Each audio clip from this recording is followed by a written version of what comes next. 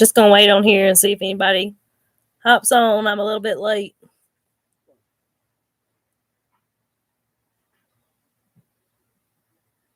Just got the notification.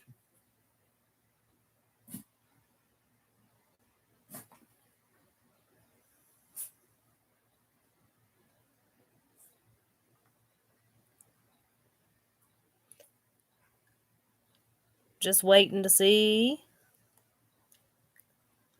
Just giving it another minute or two.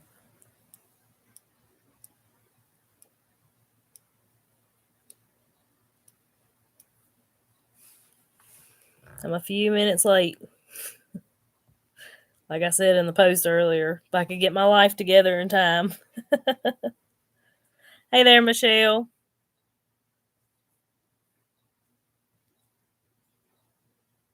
So, got a few people in here. So we just got home about 7:30 this evening from the Homesteaders of America conference that was up in Front Royal, Virginia. If you've never heard of that or never been, I highly suggest that you look it up. I'm sure they'll have it again next year. So we had a great time, and that's what I was going to come on. Me and Andy. Yeah, I'm over here. We're going to come on and just kind of tell y'all about our experience this weekend. So we went up Thursday and stayed the night in the hotel room, and the conference was Friday and today.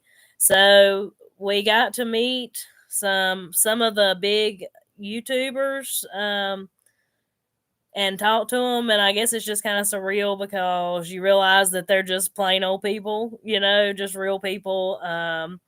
Hey, Stephanie.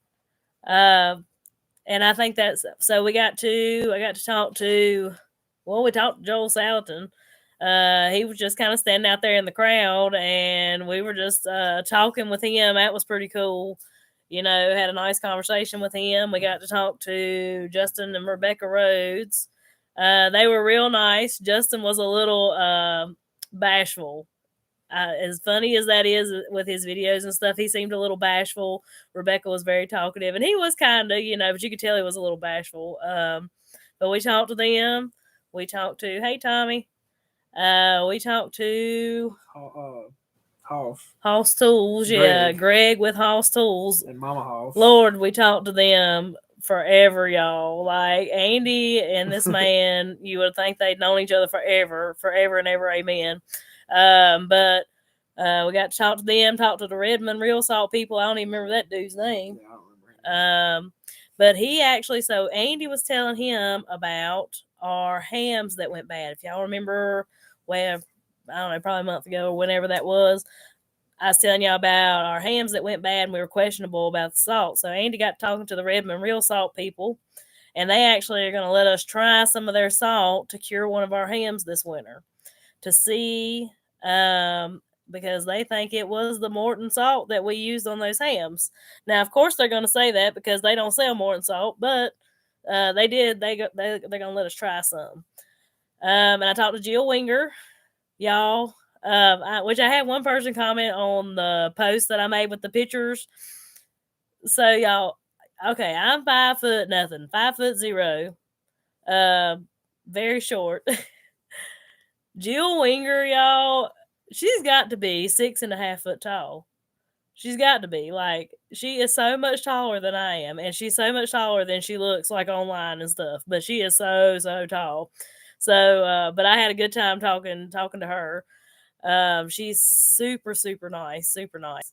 And then these people called, what was it called? 4 jars? Yeah, 4 jars of cannon lids. They're cannon lids. It's a and they're called 4 jars. The guy told me that back in 2020, when you couldn't find cannon lids, he was trying to figure out how to manufacture cannon lids.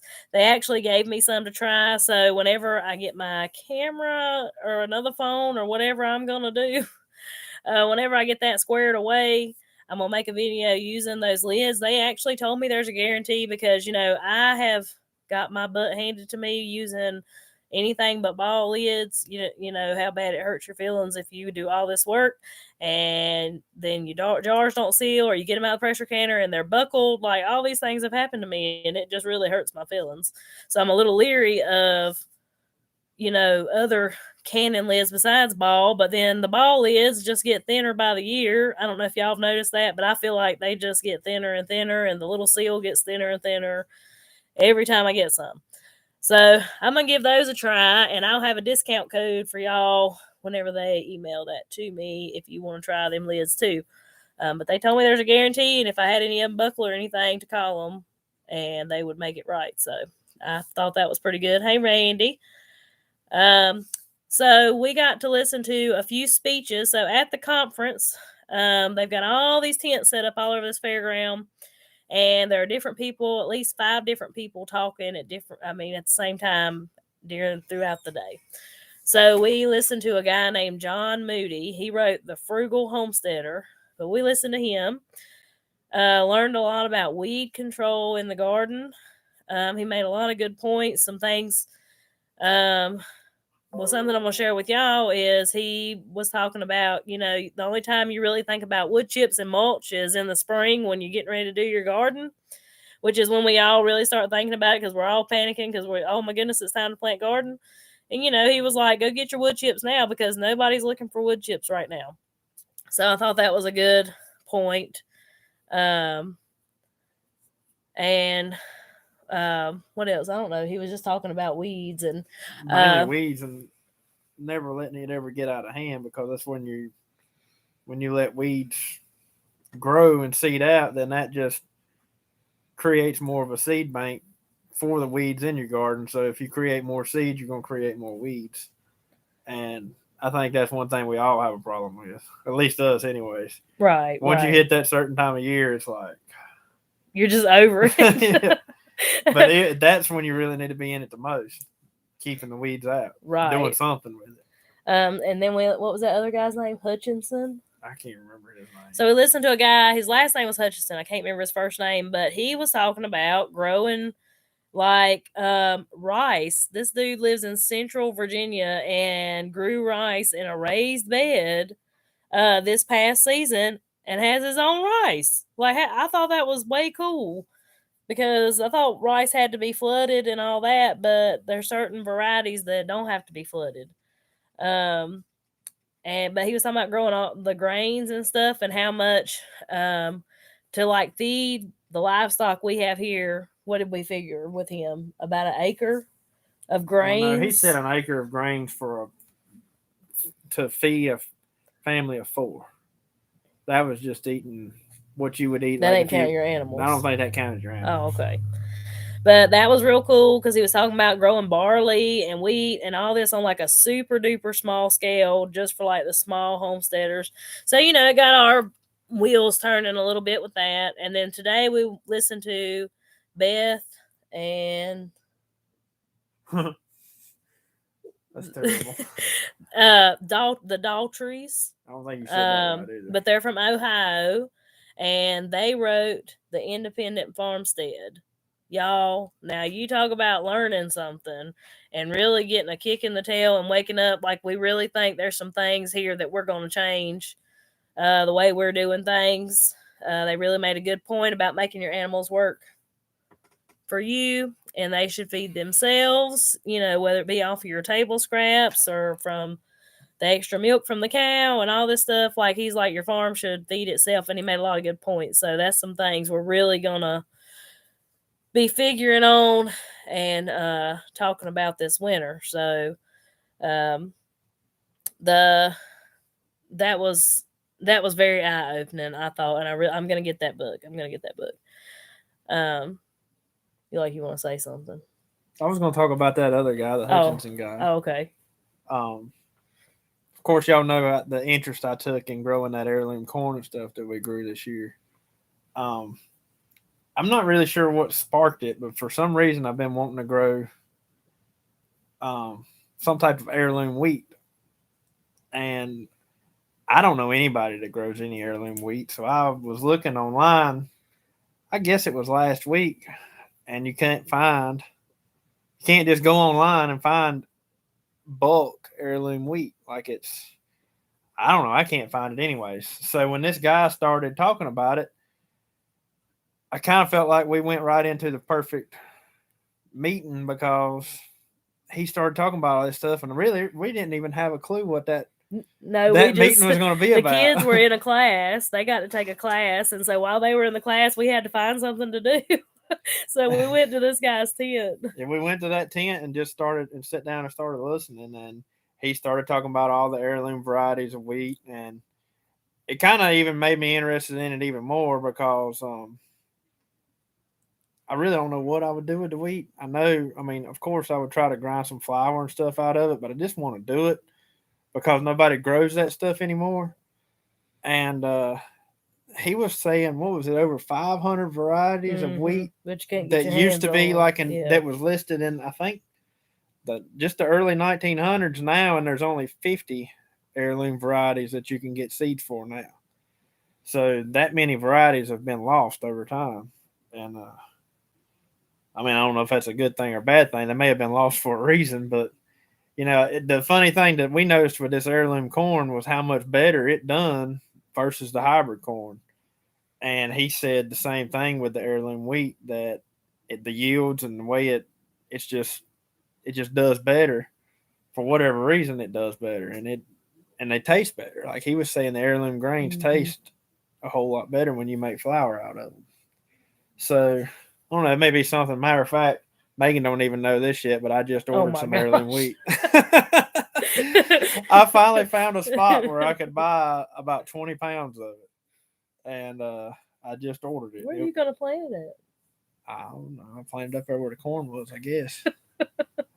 But um, we'll try it out, and we're gonna see what happens. As long as it comes in time. I'm not sure how fast it's gonna ship, and we're kind of running out of time here on when we can sow wheat. So Wasn't it tonight they said there was a chance of frost? Or it was at one time. yeah, but frost won't hurt wheat. It just needs to get taller before it gets really, really cold. Um, Let me read these comments here. Yes, recently happened to me with peppers and off brand. Yep, Stephanie, I'm going to tell you, during 2020, I got some of them little Chinese lids that said ball, but they wouldn't really ball. And I lost a lot of food that year. It really hurt my feelings. Really hurt my feelings. And yeah, Tommy, I have heard that you can't reuse them, but then I've seen people that do reuse them as long as the lid's not damaged. So I'm kind of like you, What, as reuse the regular candy lid? the metal ones, Oh, I yeah. didn't know that. So I'm kind of like you. I hang on to the ones that I don't damage when I'm opening them, just in case.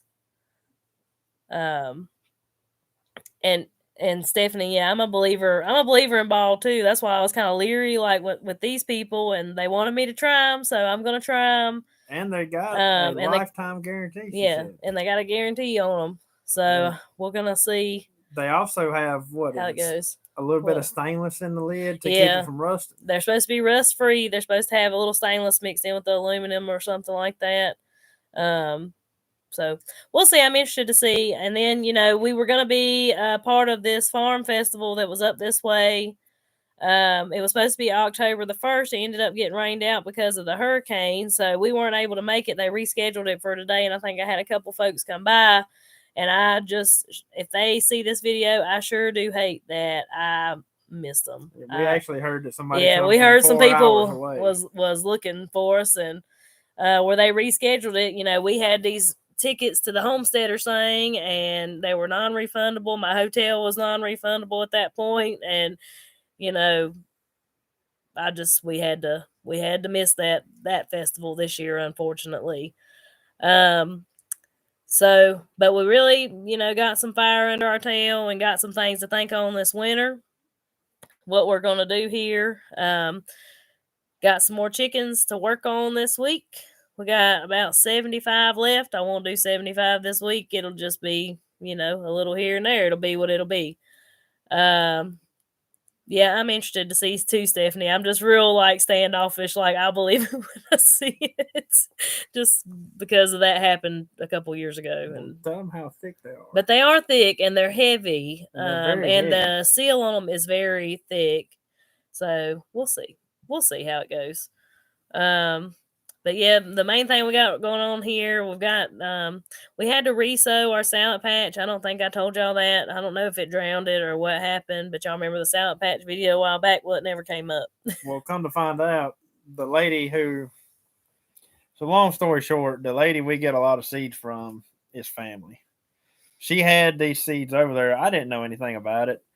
She gave me the Well, we seeds. get them from her every year. Yeah, we get them from her every year, and the seeds apparently were old seeds. And I called her and asked her if she had any more left, and told her that my ones they didn't come up. And she said, "Well, those were old seeds." And I said, "Well, daggone, I didn't know a thing about it." So yeah, our salad's not near as big as it should be right now. But we did get it replanted, and it's up and it's looking good. But yeah, anyways, it was sort of a letdown. Yeah. Especially in the video, I said those seeds are going to just come up, and it's so easy to do, and then here it is. We done had to replant. We done had to replant it. But I don't think it was quite our fault. I don't know. It may have been, but I don't think it was. But we got that going on. Our corn's still in the trailer drying, and then we'll go through and see what we have as far as seeds go. I need to go through. Yeah, I've been slacking. I'm so sorry. We've had so just with the chicken processing and everything, like time is just crazy. And then if you didn't see my one post about my phone, so while we were gone, my camera decided to stop working on my phone. And so I don't know when I will be getting like a pre-recorded video to y'all. Hopefully soon. Can't use Andy's phone because the microphone doesn't work on his phone. So we're just, in a bad kind of way. But I'm on the computer right now, so it works good for these live videos. But hopefully I'll get a new something up and running soon, so I can bring y'all some more videos. It's getting ready to be busy again. Ooh, that's next month. Next month we'll start doing our hogs. There's not a lot of that I can actually show y'all, just because we do it with a lot of old folks that live around here that don't care too much about being on TV. So, I'll explain to you what I can and show y'all what I do, what we do to process all that pork and all that fun stuff. So that'll be starting up next month, and we'll be busy with that through the first of the year.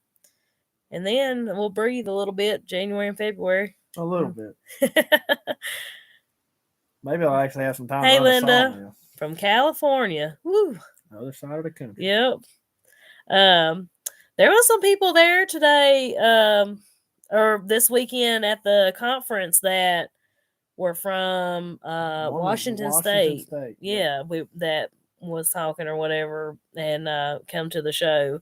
I thought that was wild. This year though, the crowd was much better. All that was handled much better this year. So we really did have a good time. Jacob, I was so proud of him. He just talked to everybody. And, we've been worried. Of course, you have that little worry in the back of your mind when you're homeschooling about the socialization, because that's what all you hear is about socialization, And he was just a little social butterfly running around there talking to everybody. He really was. So that made me happy. Hey there, Camp Joy Farms. Glad to see you too. Glad you're in here. But I'm trying to think if there was anything else really interesting that we saw. They had a lot of animals there, like showing different things about different animals. Just, it's a wonderful event because everybody there, you can just walk up to people and say, "Hey, what do you do?" And everybody does something kind of pertaining to what we do. So that's why they're there. And so we met some real super nice people, and I'm talking about all ages. We talked to these two ladies. They were probably 60s, 70s, had just started getting into homesteading. They were sisters. And I just thought that was awesome. I thought it was awesome. But they had just really started getting into that. Then you saw young people who, and then you saw like really young people. It was, like I said, it was just coming from both ends of the spectrum. Oh, and we saw Doug from Doug and Stacy. Yeah, that man's got a lot of energy. He has got a lot of energy. He was running around out yonder barefooted, through the crowd, and we got to meet them and talk to them. Like I said, though, they're just normal people, just plain old people. I'm trying to think if there's really anything else. Like I said, we just got some changes coming, and I hope to share that with y'all whenever I get back up and running. That's why I wanted to do this live tonight. Just to kind of tell y'all that I promise I'm still here. Hey, Melody. Yep, we're back. We got home tonight. We got back tonight. And of course, when we got home, we had to move our egg chickens. We had to move the meat chickens and run around and feed everything. My mother-in-law, she takes care of a lot of that while we're gone, so we're very thankful for her. She lives right down the road here. And she's very happy when we get back. She's very happy when we get back. Which she's not having to move chickens or anything. We don't make her do all that. We just make sure everything's got something to eat and drink. So we had to take care of all that when we got back. And we stopped at Polyface. I forgot to tell them that. Yeah, we did stop at Polyface. We stopped at Polyface Farms on the way home and walked over that. I got to see the Millennial Feather Net. I had been wanting to see that. So we got to see that and just some different parts of Polyface Farm, but it's so big. If any of y'all don't know what the Millennial Feather Net is, you need to look that thing up. It's a contraption, that's for sure. Yeah. But that farm, if you ever wanted to go to Polyface, you really should go just for the beauty of it. It is just absolutely beautiful. It's surrounded by mountains. I don't know, like when you see his farm on videos and stuff, it don't do it justice to how pretty that place is. And now, of course, Joel wasn't there. He was up at the conference.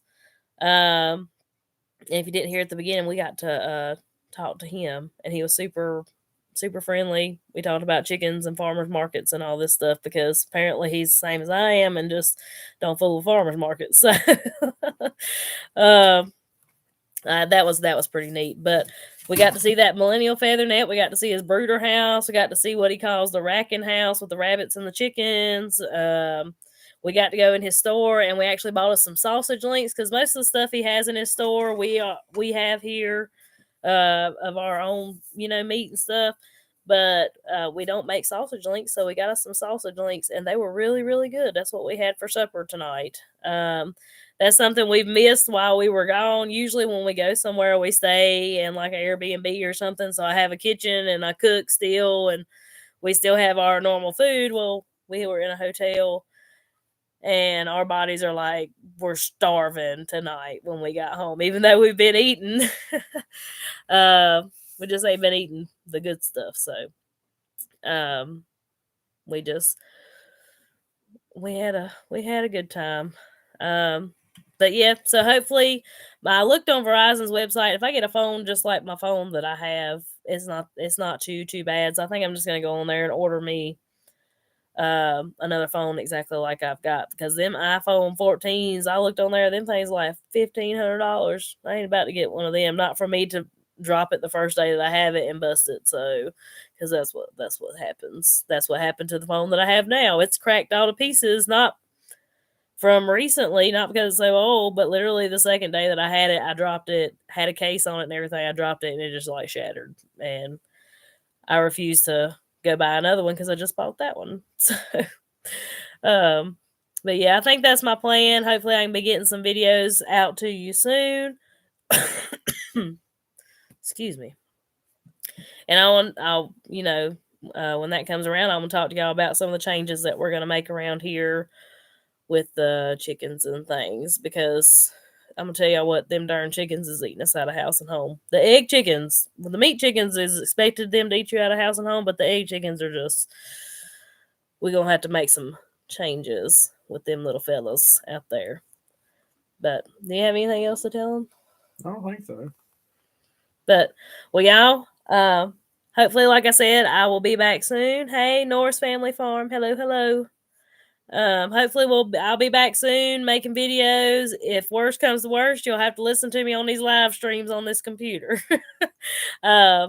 But I appreciate everybody's support. I'm going to be doing some changes to my farm website hopefully soon to have some of the True Grit stuff on there. And I had one lady, it just made me think of it. I had a lady stop and tell me that she recognized me from the channel, and that just made my day. So if she's watching this, you made my whole weekend, like coming up and talking to me. So, um, after buying a dozen eggs at the grocery store today, I need egg chickens. Yes, Stephanie, come, honey. Let me hook you up with some egg chickens. Come take some of these things.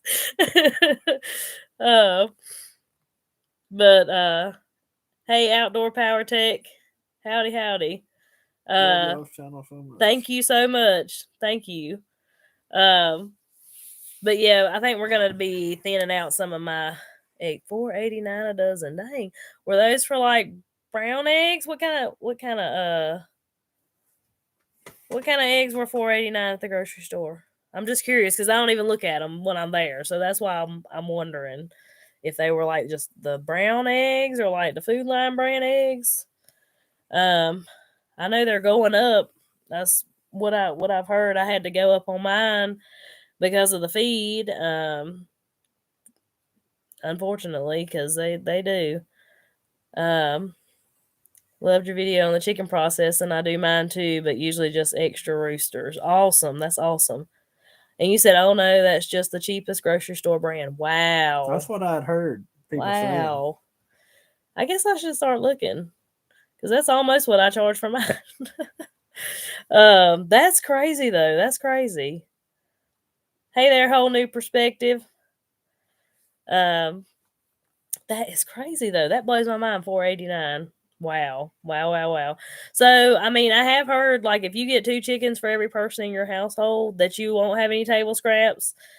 Like all your table scraps will feed them, and you will have enough eggs that you'll have plenty of eggs to feed your family. So that's definitely something to think about. Um, so I'll tell you about chicken snakes in the hen house. I ain't never seen a snake in the hen Yeah, house. that's Ever. now I know y'all are way down south, right, Stephanie? So it I may think make a they're way difference. down there, yeah. But up here, like every once in a while, you might catch a black snake. It's never personally happened to me because I don't like snakes either at all. Like I am deathly terrified of them, and the only good snake is a dead snake, in my opinion. Um, The worst thing I ever had happen getting the eggs up was one time I stuck my hand in the hole without looking to grab the egg, and there was a big old rat in there. And I didn't even realize it until I had actually done took my hand out of the hole and realized there wasn't no eggs in there. Well, I guess the rat ate the eggs. And there he was, a rat about this long, was sitting up in the nesting box. I never saw him again. I never did see that rat again. But yeah, it scared me a little bit. Well, it wasn't really a scare. It was just like a surprise. I wasn't expecting it to that be there. scared me. I think it eat you. After I pulled my hand out, he went running, but I never Oh, did see that rat again. Camp Joy Farm said our extra large ones are $4.99 a dozen, but this is lower than they were $5.99 a dozen. Learn so much from y'all's channel. It makes me feel at home every time we watch y'all show. Thank you so Thank you. much. Thank you, thank you. I'm scared of any kind of snake. Yes, me too. Andy fusses at me because he'll pick him old black snakes up by the tail and like sling them down the hill because they're good. They're good snakes. I don't like snakes. I'll cut their head off if they're up here me. So I got a funny story to tell y'all about snakes. I don't know if any of y'all know. I'm sure some of you do. I got a lawn care business, and that's what I pretty much do for a living, is a landscaping business. And the guy that works for me hates snakes. Absolutely hates snakes with a passion. And we were mowing one day, and I was kind of looking at him. I'm like, what is he doing on the mower? And he took off across the yard and was just like going somewhere was just out of the ordinary.